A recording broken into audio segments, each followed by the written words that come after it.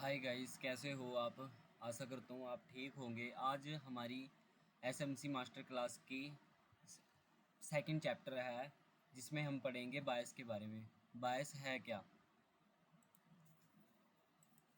क्योंकि जब तक हमें मार्केट की डायरेक्शन क्लियर ना हो, जब तक हम आगे नहीं बढ़ सकते। इसलिए हमें बायस और जो मेरी पहली वीडियो थी, पहले जाके वो देखें,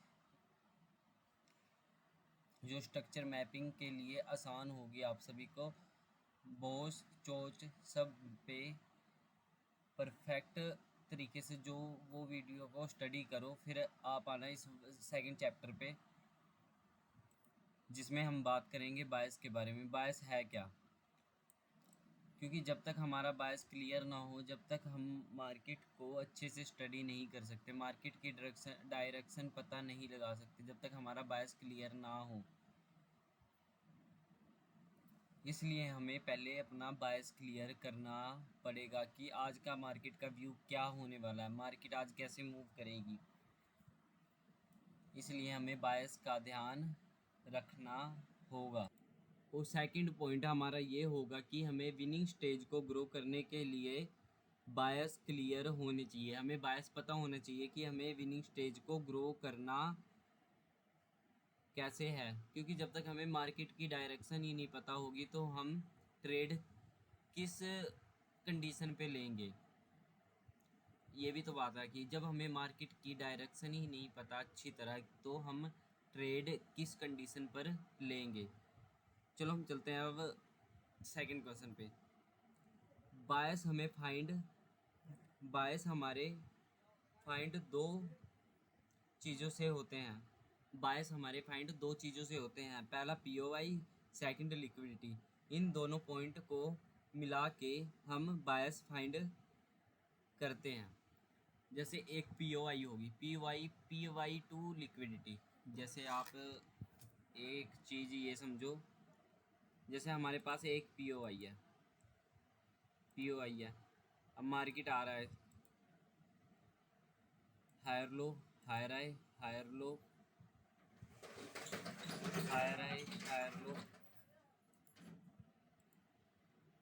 जैसे हमारा प्राइस पीओआई पे आया, पीओआई पे आने के बाद प्राइस क्या लेगा?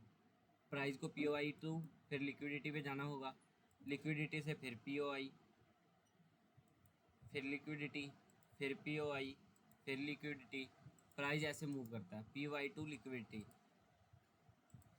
POI liquidity, POI liquidity. ऐसे ही यहाँ पे भी पीओआई टू लिक्विडिटी ग्राफ। ये हो गया हमारा पीओआई टू लिक्विडिटी। अब प्राइस का मूव करने का सर्कल ये है कि price POI to liquidity move करता है।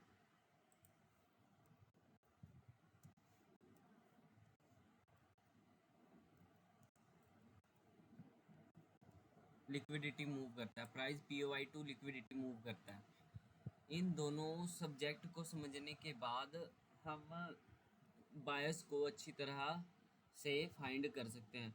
अब जैसे मेरी इस सेकंड चैप्टर के बाद मेरी ब्लॉक्स की सीरीज़ स्टार्ट हो जाएगी, स्पोर्ट रेजिस्टेंस की सीरीज़ स्टार्ट हो जाएगी। उससे हम कुछ और पता लगाएंगे। बाकी जो मैंने आपको बताया था कि हाँ, मैं गोल्ड के लिए एक नई स्ट्रेटेजी तैयार करूँगा। पहले आपका जो एसएमसी का सीरीज़ है वो स्टार्ट हो जाए, उसमें इस एसएमसी के सीरीज़ में कम से कम 30 टॉपिक है, वो आपके क्लियर हो जाए, फिर हम चलेंगे स्ट्रेटेजी की तरफ। क्योंकि जब तक हमारा कॉन्सेप्ट ही ना क्लियर हो, तो हमें स्ट्रेटेजी से क्या करना है, समझ रहे हो मेरी बात। जब तक हमारे सारे कॉन्सेप्ट ही ना क्लियर हो, तो हम स्ट्रेटेजी का करेंगे भी क्या। अब जैसे मैंने बताया आपको, प्राइस मूव करता है कैसे, P Y to liquidity, liquidity to P Y. जैसे बाई चांस आपने देखा होगा, जैसे ये मेरे पास चार्ट है बिटकॉइन का चार्ट कम से कम ऑर्डर ब्लॉक को रिस्पेक्ट नहीं देता है, लिक्विडिटी स्वीप करता है। हर ज़्यादातर देखी जाए तो मार्केट ऑर्डर ब्लॉक से लिक्विडिटी स्वीप करता है। जैसे यहाँ पे देखा मैंने, ऑर्डर ब्लॉक को नहीं, लिक्विडिटी स्वीप करके गया। फिर यहाँ से देखा मैंने ऑर्डर ब्लॉक पे नहीं गया, लिक्विडिटी स्वीप करके गया, क्योंकि हम एरिया ही ऐसा फाइंड करते हैं। समझे मेरी बात? अब हम एरिया ही ऐसा फाइंड करते हैं कि प्राइस उस जगह पे नहीं आता, कि बल्कि उसे ब्रेक करके फिर अपनी डायरेक्शन में जाता है। तो हमें करना क्या है? हमें तो पहले ही ये देखना है कि हाँ लिक्विडिटी पॉइंट है क्या। एक मिनट में चार्ट क्लियर कर लेता हूँ।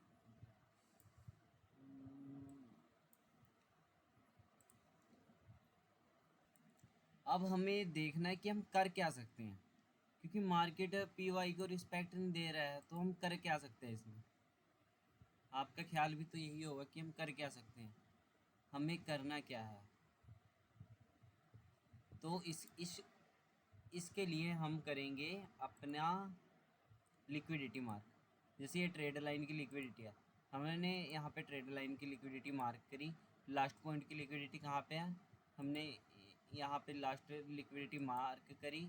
लास्ट लिक्विडिटी पे पॉइंट आया, क्योंकि इसके बाद लिक्विडिटी कोई है ही नहीं यहाँ पे, तो हमारा व्यू तो बनेगा ही नहीं, क्योंकि मार्केट ने ऑलमोस्ट स्ट्रक्चर शिफ्ट कर दिया, बॉडी कैंडल बॉडी क्लोज कर दिया। अब लास्ट पॉइंट पे लिक्विडिटी यहाँ पे ट्रेड लाइन बना रही है मार्केट, तो लिक्विडिटी लेके जाएगी ना। ये तो है पॉइंट, मार्केट ने लिक्विडिटी ली, लिक्विडिटी से हमारा ट्रेड बनेगा, यहाँ से ट्रेड बनेगा, और ओवरऑल बायर जहाँ के होंगे वहाँ तक का हमारा 1:10 का रिस्क रिवॉर्ड आराम से। क्योंकि हर एक टॉपिक के साथ हमें लिक्विडिटी को ऐड करना है। लिक्विडिटी एक सबसे ज़्यादा इम्पोर्टेंट कॉन्सेप्ट है जो हमें हमेशा साथ लेके चलना है मार्केट की लाइन में, क्योंकि मार्केट में लिक्विडिटी ना हो तो ना इंस्टीट्यूशन कुछ कर सकते हैं, ना रिटेलर वगैरह कुछ कर सकते हैं। अब हमें ऑलमोस्ट बायर फाइंड कब करना है? वैसे तो मेरा 15 मिनट का चार्ट है, पर 15 मिनट के चार्ट पे आपको कभी भी ट्रेड नहीं करना है, आपको जाना है वीकली के टाइम फ्रेम पे। वीकली के टाइम फ्रेम पे कैंडल बॉडी समझनी है कि हाँ कैंडल कहना क्या चाह रही है। अब जैसे मैं यहाँ से समझते हुए आ रहा हूँ, जैसे आप इन कैंडल पे गौर करो, ये जो मेरे पास यहाँ से लेके ये 3-4 कैंडल है, ये 3-4 कैंडल हमें क्या बता रही है? पहली कैंडल ने हमें बताया कि हाँ सेलर हाई है, 50% सेलर आए हुए हैं, क्योंकि प्राइस ऑलमोस्ट यहाँ तक गया था, फिर सेलर ने धक के इसके 50% पे क्लोज किया। और सेकंड ना सेलर भी बराबर है और बायर भी बराबर है। सेकंड कैंडल में बायर ने पुश किया, फिर थर्ड कैंडल में सबसे ज़्यादा सेलर एंटर हुए हैं। फिर सेकंड कैंडल आपको दिख ही रहा है, कोई महत्व नहीं है सेकंड कैंडल का, बेशक हैमर बना हुआ, हैमर भी ना एक ऐसी जगह पे बनना चाहिए जहाँ पे उसका इम्पोर्टेंस हो। और थर्ड कैंडल में बस अब यहाँ से हमें पता चलता है एक भी सेलर एंटर हो गया, प्राइस है ऑलमोस्ट नीचे जाएगा, पीओआई तक जाएगा, डेली के पीओआई तक जाएगा, एक भी सेलर एंटर हो गया। और मार्केट को चाहिए ही था कि हाँ एक सेलर आए, ऑलमोस्ट कैंडल बॉडी क्लोज करे डेली के टाइम फ्रेम पे, बाकी सारा प्राइस डाउन साइड। और वो देख भी तो सकते हो मार्केट ने इस टाइम फ्रेम की लिक्विडिटी को स्वीप किया,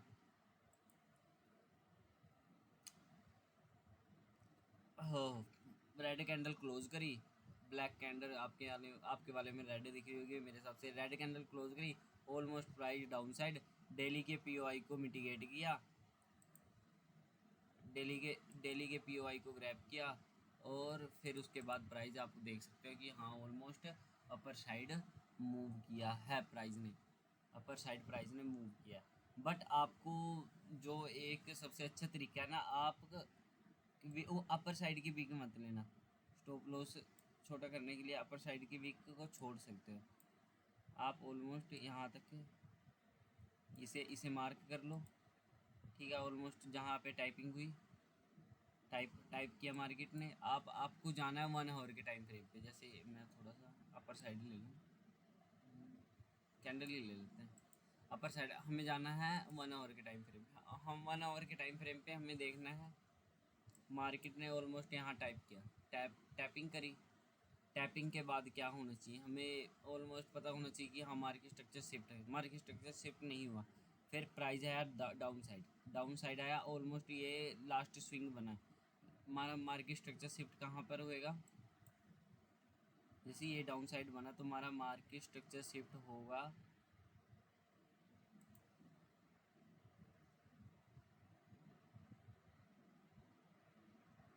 इस स्विंग के पास होगा ऑलमोस्ट, हाँ इसी स्विंग के पास होगा हमारा मार्केट स्ट्रक्चर शिफ्ट। अब ये इतनी दूर है, अब ये मार्केट स्ट्रक्चर शिफ्ट इतनी दूर है तो हम करें क्या। आप सभी को पता है कि मार्केट स्ट्रक्चर शिफ्ट जब इतनी दूर है हमें करना क्या चाहिए।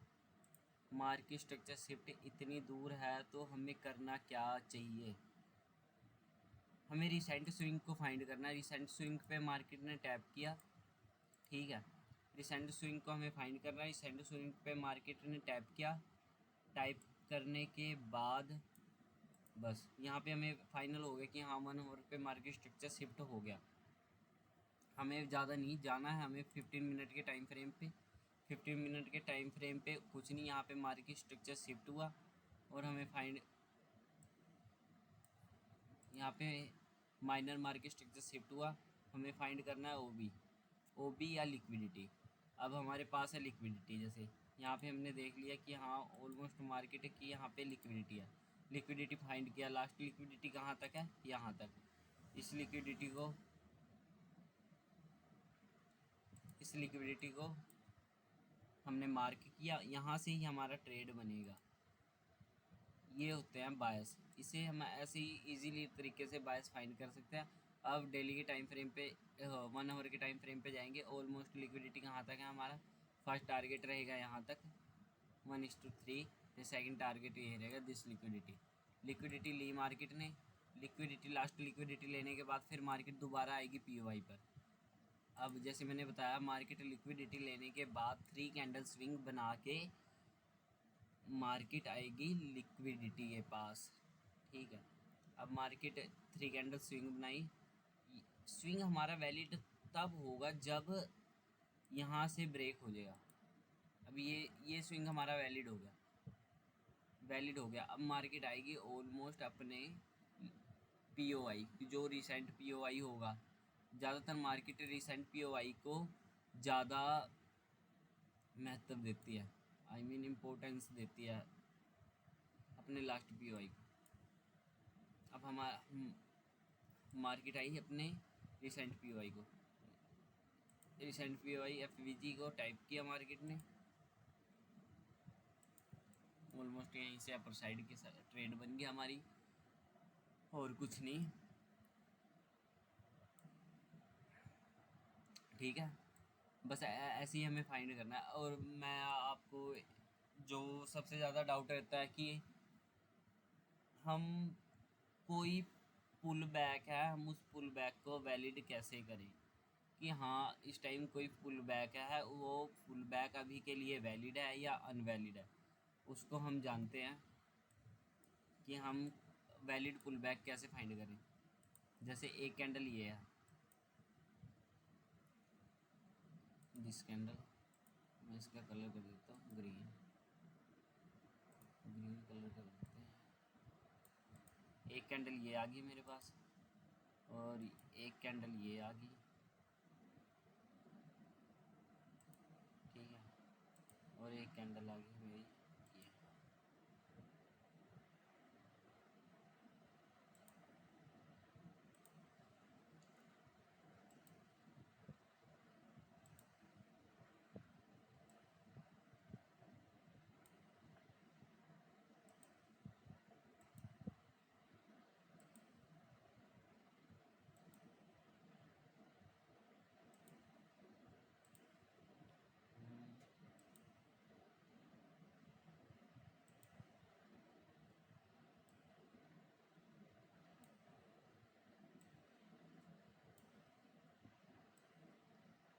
हमारा पुल बैक जब ये हमारा वैलिड पुल बैक नहीं है, कैंडल बॉडी इस लेवल के थ्रू ना कैंडल बॉडी क्लोज होनी चाहिए तो जाके हमारा वैलिड पुल बैक कंसीडर करेंगे हम इसे वैलिड पुल बैक। अभी ये अनवैलिड पुल बैक है, जब कैंडल बॉडी इसके डाउन साइड क्लोज होगी तो ये हमारा वैलिड पुल बैक होगा। जैसे मैं आपको एग्जांपल दे देता हूँ, एक बार दिखा दूँ। यहाँ तक ये 1 candle, second candle, third candle, इसके ऊपर बॉडी कैंडल बॉडी क्लोज हो, जब जाके हमारा ये वैलिड पुल बैक होगा। उसमें से 3 कैंडल लगे, 4 कैंडल लगे, 5 कैंडल लगे, तब जाके हमारा ये पुल बैक वैलिड होगा, जब कैंडल बॉडी अपर साइड जाके क्लोज होगी। अब जैसे हमें पता चला कि अभी ये वैलिड पुल बैक नहीं है, अभी अभी ये वैलिड पुल बैक नहीं है, तो हमारा वैलिड पुल बैक होगा इस पॉइंट पे जाके। कैंडल बॉडी क्लोज हुई अपर साइड, तो ये हमारा जाके अपर साइड ये वैलिड पुल बैक होगा, इसे हम वैलिड पुल बैक कंसीडर करेंगे। अब हम आ जाते हैं अपने नेक्स्ट टॉपिक के पास। नेक्स्ट टॉपिक मैं जाता हूँ गोल्ड में समझाया आपको इस साइड।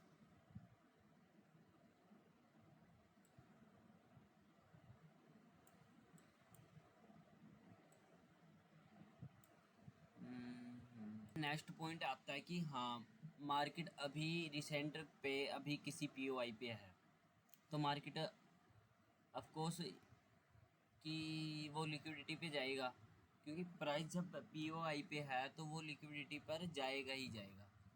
अब जैसे हम गोल्ड का चार्ट निकालते हैं डेली टाइम फ्रेम पे, ना 1 आवर टाइम फ्रेम पे, थोड़ा और 1 आवर के टाइम फ्रेम पे निकालते हैं।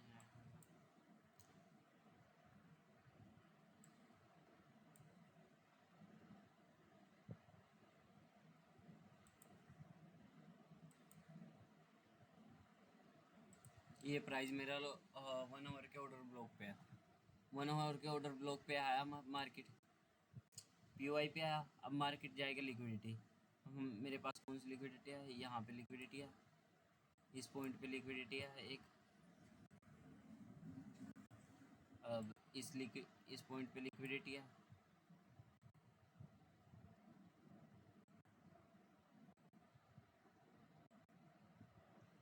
और नेक्स्ट लिक्विडिटी हमारी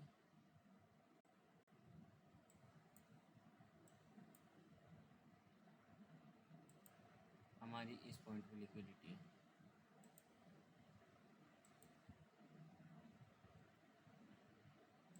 और एक लिक्विडिटी हमारी इस पॉइंट पे। अब हमें क्या देखना है, प्राइस ने यहाँ से लिक्विडिटी ली, फिर डाउन साइड मूव किया, फिर मार्केट ने यहाँ से लिक्विडिटी स्वीप की, फिर डाउन साइड लिया। क्योंकि मार्केट को आप हमेशा देखोगे ना, लिक्विडिटी जैसे ये रिसेंट लिक्विडिटी देखोगे, मार्केट ने लिक्विडिटी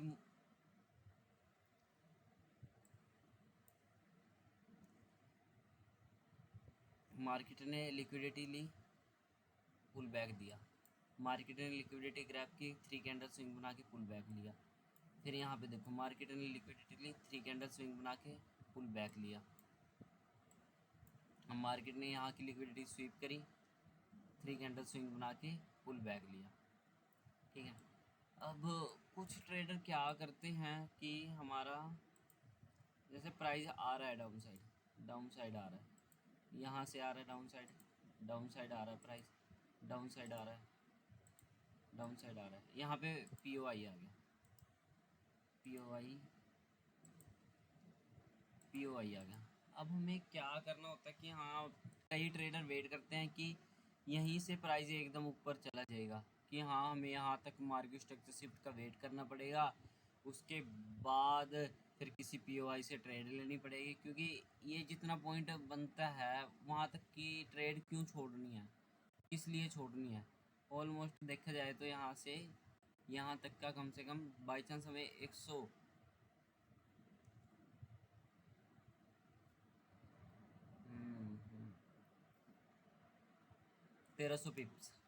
पिप क्यों छोड़ने हैं, किस लिए, ना हमारी कोई मजबूरी है, तो हमें क्या करेंगे, मार्केट चोच पॉइंट क्रिएट करे, जो आप 2 पॉइंट को चोच बोलते हैं कि हाँ एक यहाँ चोच हो गया, तो जो मेरा थोड़ा कॉन्सेप्ट है उल्टा, तो मैं बोलूँगा ये मार्केट स्विंग बनाया तो इसके ऊपर थोड़ा सा क्लोज करे, फिर रिसेंट पीओआई से एंट्री लेंगे, फिर हम यहाँ तक की ट्रेड ले सकते हैं। दिस लिक्विडिटी PY2 लिक्विडिटी पूरा ग्रैब कर सकते हैं, हम ज़्यादा वेट भी नहीं करें, क्योंकि बाई चांस क्या होता है मार्केट ने ना ये, मैं एक मिनट रुको,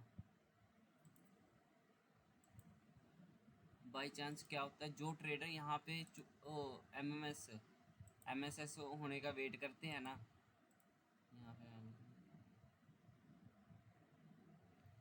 MSS होने का वेट करते हैं, वो ट्रेडर बाई चांस लिक्विडिटी ले नहीं पाते। जैसे यहाँ से MSS होने का वेट किया, यहाँ से MSS होने का वेट किया, MSS होने के बाद ना कई बार प्राइस यहाँ से चला जाता है, और वो मार्क कहाँ पे करके रखते हैं, वो इस एक जगह पे अपना कोई POI, कोई एरिया ऑफ इंटरेस्ट मार्क करके रखता है, पर वहाँ पे प्राइस आता ही नहीं। इस कारण हमें पता होना चाहिए कब हमें ट्रेड लेना है, कब हमें ट्रेड नहीं लेना, और हमें सारी जानकारी होनी भी उतनी ही ज़्यादा ज़रूरी है जितनी हम यूज़ कर सकते हैं। ये भी नहीं कि फालतू जानकारी हो और उसका यूज़ भी ना हो, यूज़लेस हो, कुछ भी